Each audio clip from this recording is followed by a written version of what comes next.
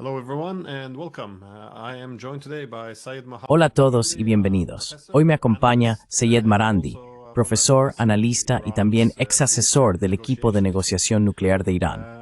Quería discutir con usted hoy lo que está sucediendo en Yemen. Como vemos ahora, Estados Unidos está bombardeando Yemen y también vemos una retórica muy agresiva y belicista proveniente de Trump, quien en el pasado se ha presentado como la persona que mantendría a Estados Unidos fuera de estas guerras en esa parte del mundo. Sin embargo, también vemos que Yemen ha estado bajo ataque extranjero desde 2015, liderado por Estados Unidos y los británicos, pero también con varios vecinos árabes. Pero dado que ha estado en guerra durante tantos años, ¿cuál es la probabilidad ahora de que Estados Unidos tenga éxito? Y también, ¿cómo podemos explicar o entender hasta qué punto Yemen ha tenido éxito en términos de defenderse?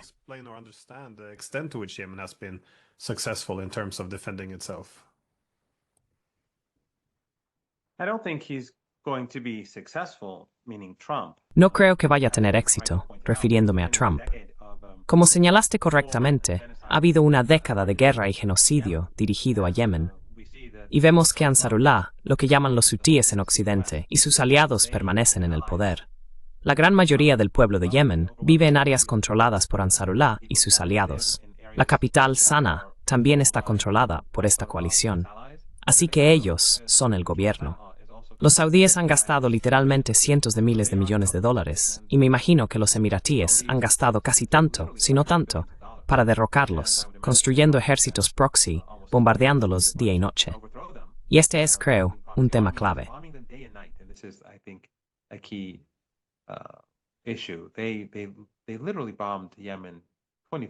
Literalmente bombardearon Yemen 24 horas al día durante 7 años y destruyeron la infraestructura del país.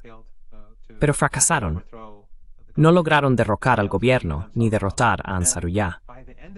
Al final de la guerra, hace unos 3 años, los saudíes tuvieron que aceptar o buscar un alto el fuego porque Yemen se estaba fortaleciendo y sus capacidades de misiles y drones también estaban creciendo mucho más. Comenzaron a atacar el petróleo saudí y otras infraestructuras clave. Según tengo entendido, la capacidad de producción de petróleo saudí nunca se ha recuperado completamente, incluso hasta el día de hoy.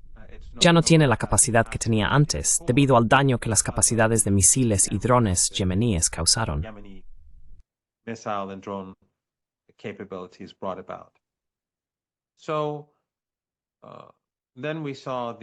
Entonces vimos a los estadounidenses al comienzo del genocidio en Gaza.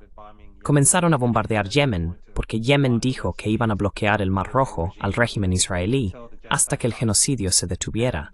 Y el equipo de Biden decidió destruir las capacidades de Yemen y destruir a Ansarullah, similar a lo que Trump está diciendo ahora. Pero también fracasaron. Bombardearon el país durante 1 año y medio. Y debemos tener en cuenta que, cuando los saudíes estaban bombardeando, estaban gastando cientos de miles de millones de dólares y estaban usando sus propias bases aéreas, por lo que les costaba menos. Y tenían mucho más dinero. Y había asesores estadounidenses y especialmente británicos. Había armas llegando.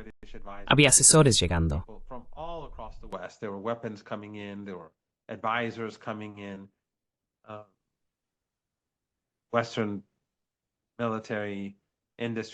Las industrias militares occidentales hicieron una fortuna, literalmente, y sin éxito. Así que ahora, después de que los saudíes con apoyo occidental fracasaron, después de que Biden fracasó, ahora Trump piensa que va a tener éxito. No veo que eso suceda. Va a ser costoso. Ya vemos que los estadounidenses se han visto obligados a mover sus barcos navales al norte del Mar Rojo. Eso hace que cualquier campaña de bombardeo sea más cara y más costosa. Y si los estadounidenses buscan defenderse, van a tener que usar sistemas de defensa antimisiles muy caros contra drones y misiles muy baratos, pero de alta tecnología. Así que esto le va a costar mucho a la economía de Estados Unidos.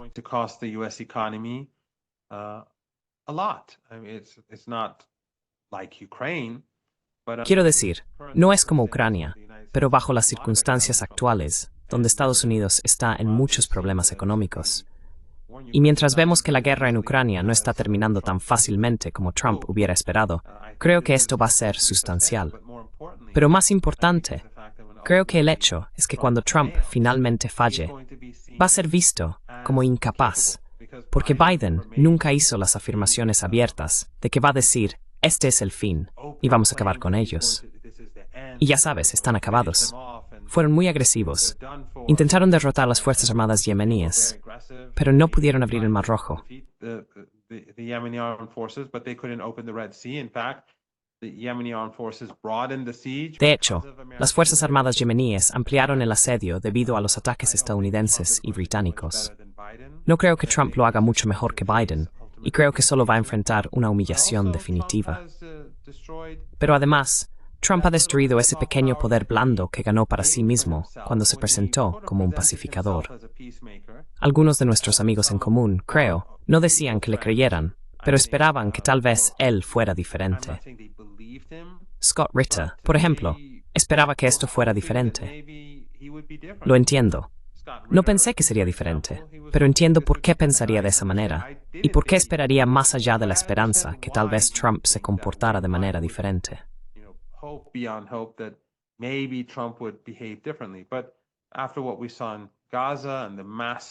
Pero después de lo que vimos en Gaza y la masacre masiva que hemos presenciado en las últimas horas, y los ataques genocidas en Yemen, que han matado a mujeres y niños, esa fachada ha sido dejada de lado.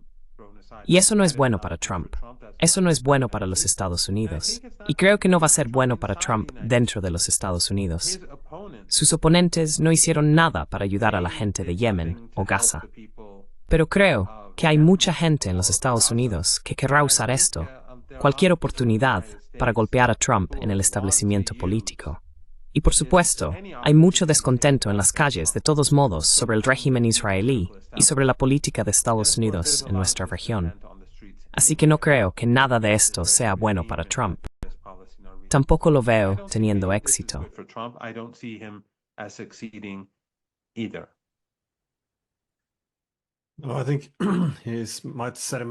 Creo que podría estar preparándose para una trampa retórica al hablar de manera tan grandilocuente y luego dejarse muy pocas formas de retirarse de esto.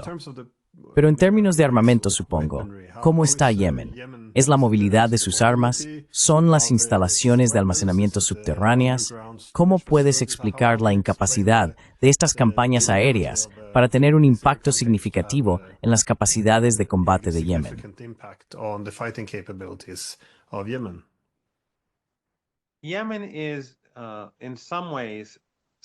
Yemen es en algunos aspectos similar a Gaza, en el sentido de que Ansarullah controla el territorio. La mayor parte de Yemen, que no es un desierto donde la gente puede vivir y prosperar, está controlada por Ansarullah, o los hutíes, como se les llama en Occidente. No todo, pero sí la mayor parte, incluida la capital. Así que una gran población y una gran área montañosa está controlada por esas fuerzas. Están diciendo que están imponiendo la Convención sobre el Genocidio. Están bloqueando el Mar Rojo para obligar al régimen israelí a detener el genocidio. En particular, querían detener el asedio de hambre que comenzó hace 16 o 17 días. Por eso estamos donde estamos ahora. El régimen israelí bloqueó toda la comida, medicina, agua y electricidad para que no entraran en Gaza, en contra del acuerdo de alto el fuego.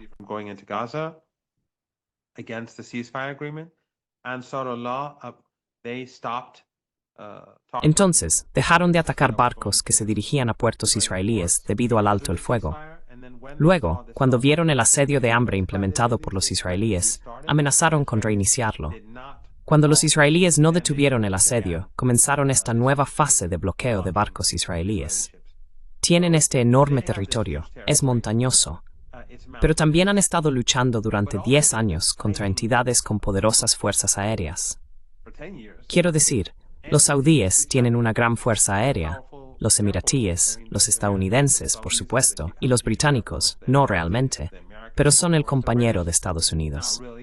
El régimen israelí también. A lo largo de los años han construido todas sus instalaciones clave profundamente bajo tierra.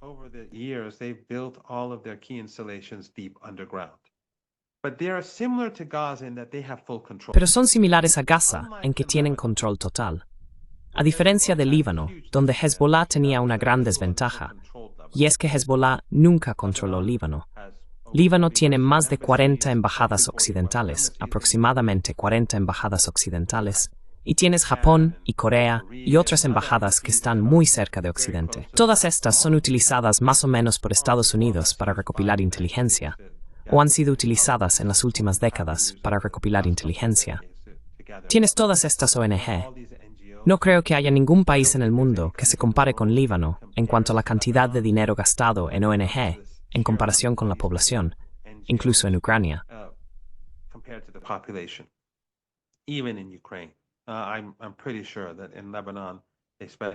Estoy bastante seguro de que en Líbano gastan mucho más.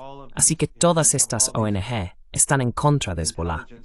Tienes todas estas agencias de inteligencia. Y luego tienes estos grupos políticos como las fuerzas libanesas, que fueron socios del régimen israelí cuando en 1982 invadieron el país y tomaron Beirut. Fueron ellos, entre otros, quienes llevaron a cabo la masacre de Sabra y Shatila, donde 3.500 palestinos y chiíes libaneses fueron masacrados en unas 36 horas en 1982. Así que tienes estos grupos fascistas alineados con las embajadas occidentales. Tienes todo ese dinero. Así que Hezbollah siempre fue vulnerable porque el enemigo, los israelíes, siempre podía obtener inteligencia desde dentro del Líbano muy fácilmente.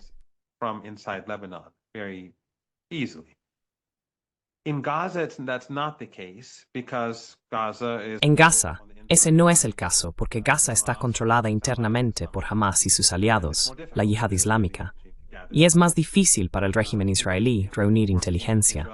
Las personas que trabajan en Israel, o que solían trabajar en Israel, palestinos, algunos de ellos serían obligados a espiar para los israelíes.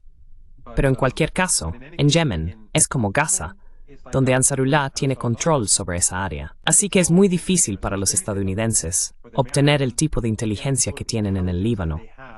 Es muy difícil para ellos saber exactamente qué está pasando en Yemen, así que tienen todas sus instalaciones clave profundamente subterráneas. Tienen control sobre el área. Occidente no tiene la capacidad de tener a muchas personas en el terreno reuniendo inteligencia, y se han vuelto cada vez más sofisticados.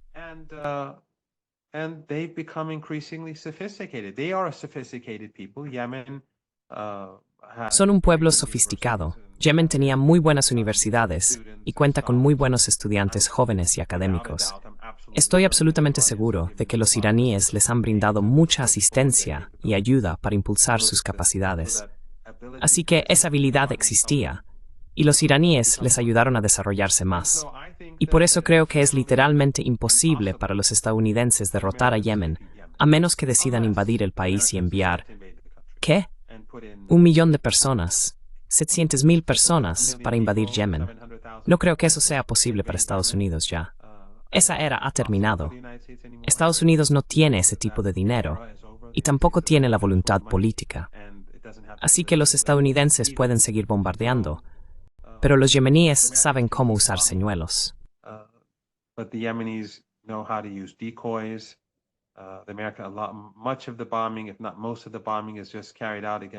Gran parte del bombardeo, si no la mayoría, se lleva a cabo contra señuelos.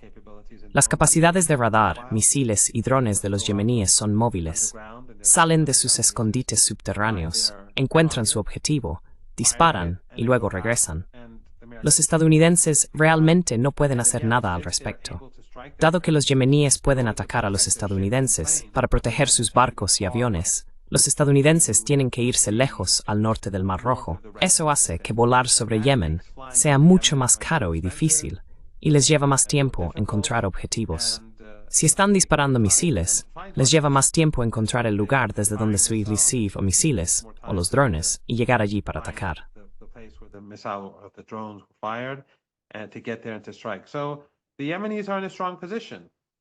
Entonces los yemeníes están en una posición fuerte. Y por supuesto, los estadounidenses van a matar gente. Van a matar. Y han estado matando mujeres y niños. Pero no veo éxito en absoluto. Personalmente, creo que también hay un par de otras interpretaciones que podemos incluir aquí. Una es que creo que Estados Unidos está usando esta guerra en Yemen para ayudar al régimen israelí. Pero también creo que Trump posiblemente la está usando para desviar la atención de su falta de éxito con los rusos, porque como vimos en las negociaciones, a partir de los resúmenes, parece que el presidente Putin realmente no dio nada. Incluso el acuerdo de no atacar objetivos productores de energía durante 30 días, eso no es realmente una concesión.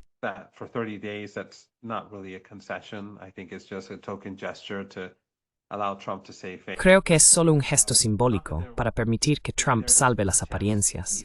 No es que no haya una oportunidad para la paz, pero creo que va a ser bajo circunstancias mucho más difíciles para Trump de lo que tal vez esperaba. Creo que los rusos van a obtener más o menos lo que quieren, y esto podría ser una distracción para mostrar a los estadounidenses como duros, ya sabes, como Groenlandia y Canadá, Panamá. Pero creo que también está probablemente dirigido más importante hacia Irán. Estados Unidos no quiere atacar a Irán porque las consecuencias serían asombrosas. Creo que derrumbaría la economía global de una manera que no hemos visto en un siglo. Pero al atacar Yemen, los estadounidenses pueden aumentar las tensiones y, con suerte, desde su perspectiva, intimidar a Irán para que retroceda, lo cual no va a suceder.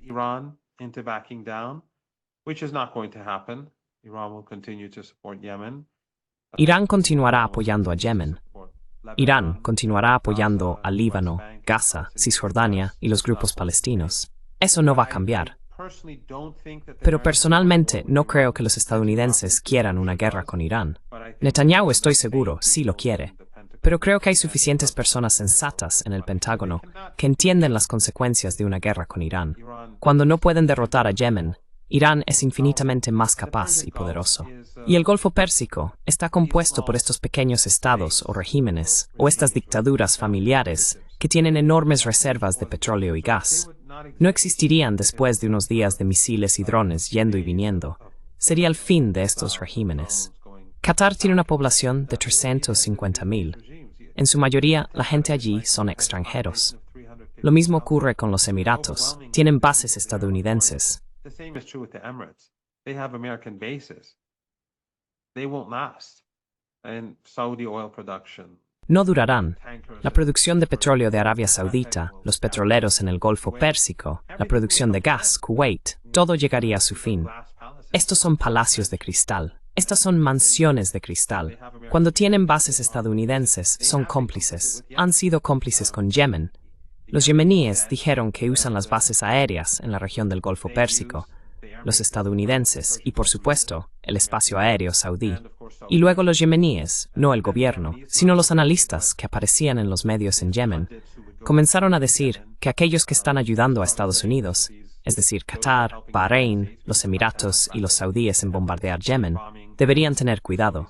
Así que ya sabes, son completamente vulnerables, no solo desde Irán, sino desde todos los lados. No creo que los estadounidenses quieran una guerra con Irán, pero Yemen es lo siguiente mejor.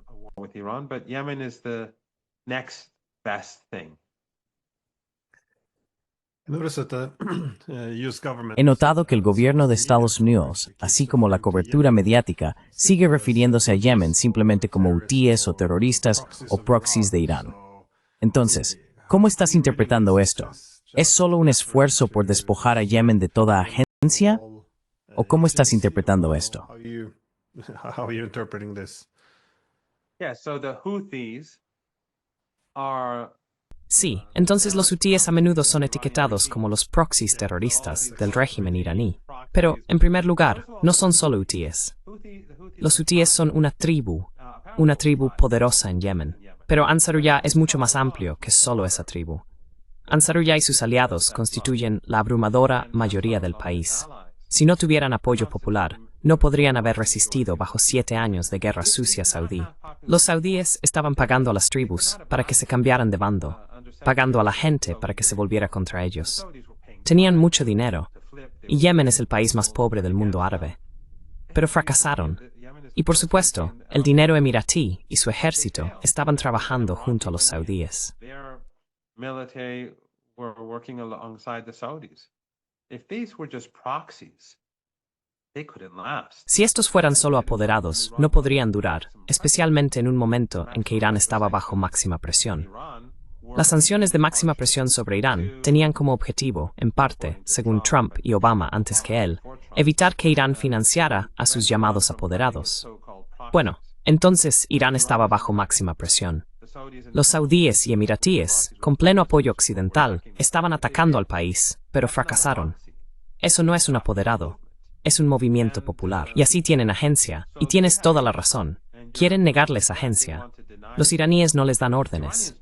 Los iraníes no dan órdenes a Hezbollah o Hamas o la Yihad Islámica o las Fuerzas de Movilización Popular de Irak. Son aliados. Tienen visiones del mundo similares. They are allies.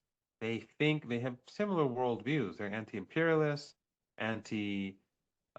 Son antiimperialistas, anticolonialistas y se oponen a la hegemonía estadounidense.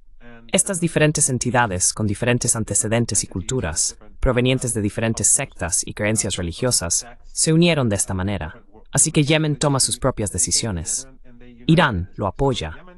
Irán continuará apoyándolo, no hay duda de eso. Pero los estadounidenses y los europeos quieren presentarlo de una manera diferente porque les beneficia. Ayuda a construir una narrativa. Pero el problema es, como en muchos otros temas, y esto es algo en lo que eres experto, que cuando enmarcan las cosas, creen en su propia propaganda. when they frame things, they believe their own propaganda. For example, USAID funds people. Por ejemplo, USAID financia a personas, o NED financia a personas y organizaciones para construir una narrativa particular. Luego, estas organizaciones comienzan a dar dinero a senadores, congresistas y otras personas influyentes para discursos y para participar en programas. Y el dinero que proviene del gobierno regresa al gobierno. Les están diciendo lo que está sucediendo, pero la narrativa que están construyendo proviene del propio gobierno. Así que es un círculo, la narrativa es falsa. Creen en su propia propaganda y también tienen un interés personal en seguir esa narrativa porque están recibiendo dinero. Pursuing that narrative because they're receiving money and the people who are paying them are also receiving money from the groups. Y las personas que les pagan también están recibiendo dinero de los grupos, de las ONG. Entonces ya sabes, después de un tiempo, creen en su propaganda, ya sea sobre Ucrania, Líbano, Palestina, Yemen o Irán. Realmente no hace diferencia. Así es como funciona el sistema, o al menos así es como funciona parte del sistema. Y por eso les resulta útil decir que, bueno, Yemen no tiene agencia, no son legítimos, son solo proxies. Así que bombardearlos de alguna manera es legítimo. No debían estar allí. Son un montón de terroristas. Son piratas. Y cuando lo bombardeamos, estamos haciendo lo correcto.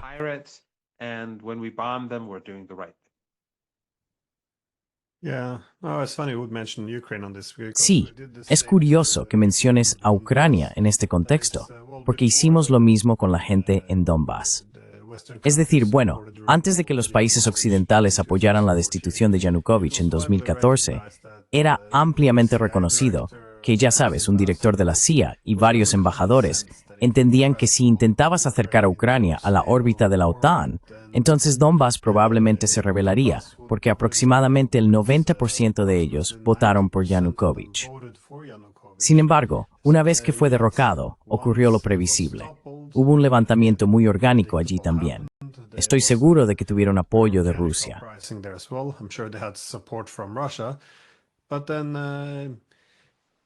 Pero luego, sí, la narrativa inmediata fue, bueno, no había agencia. Nadie hablaba de los ucranianos, porque ¿por qué hablar de las quejas legítimas de las personas que tuvieron su gobierno democráticamente elegido removido y que comenzaron a prohibir su idioma y cultura? Así que todos se convirtieron casi de la noche a la mañana en simples proxies de Rusia. No tenían libre albedrío.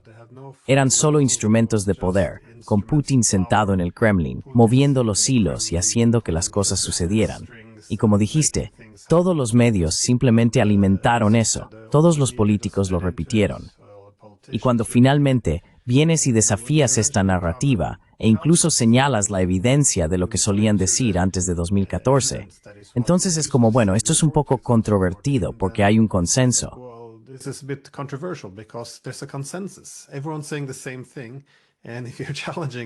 Todos están diciendo lo mismo, y si lo desafías, entonces estás fuera de la narrativa. Así que ahora es controvertido, y no escuchamos a personas controvertidas. Y creo que este es un problema clave, que no solo es engañoso.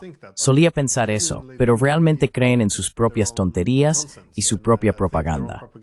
Creo que esto es muy peligroso y también problemático. Si piensas que atacar Teherán de alguna manera va a cambiar la actitud en Yemen, es bastante extraño.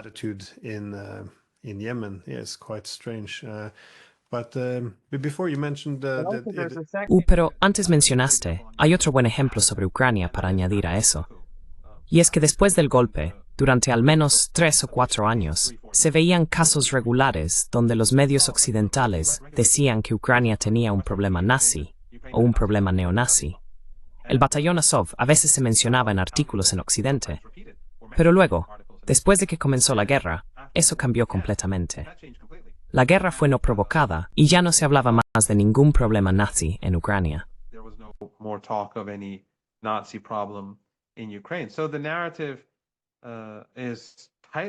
Entonces, la narrativa está estrictamente controlada y los medios y el Estado trabajan en estrecha cooperación, mucho más de lo que yo realmente creo que existía hace décadas.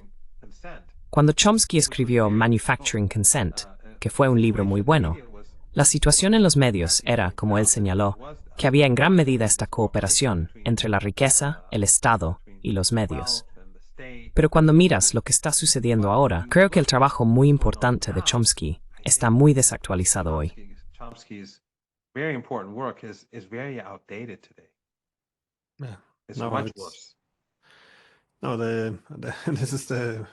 No, la parte más interesante es la financiación de todo esto.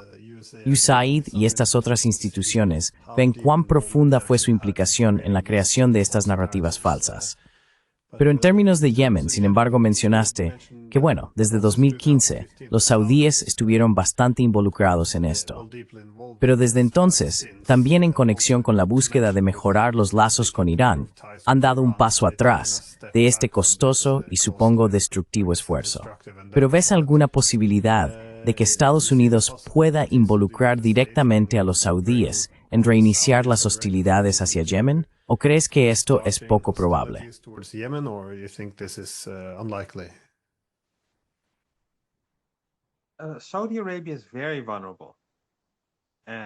Arabia Saudita es muy vulnerable y Yemen puede destruir la producción de petróleo saudí muy fácilmente. Sus capacidades hoy en día son mucho mejores de lo que eran hace 3 o 4 años. La producción de petróleo saudí es muy importante para la estabilidad energética a nivel global. Así que no creo que los estadounidenses quieran presionar demasiado porque entienden las consecuencias. Y estoy seguro de que los saudíes tampoco están interesados en eso. Los saudíes fueron muy rápidos en decir que no lo hicieron. Creo que dijeron que... Pero sí usaron el espacio aéreo saudí.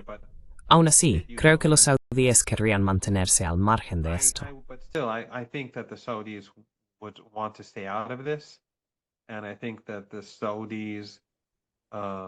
Y creo que los saudíes son tan vulnerables que los estadounidenses probablemente, al menos las personas sensatas en Washington, siniestros pero sensatos, probablemente no querrían que los saudíes se involucraran militarmente, o al menos no demasiado. Nuevamente, no creo que Estados Unidos, aquellas personas en el Pentágono que conocen la realidad, quiera una guerra con Irán. Y no creo que el mismo tipo de personas quiera que los saudíes se involucren en Yemen de manera significativa. Sería simplemente devastador, ya que Yemen tendría una excusa para destruir las instalaciones petroleras saudíes, y eso significaría una depresión económica global.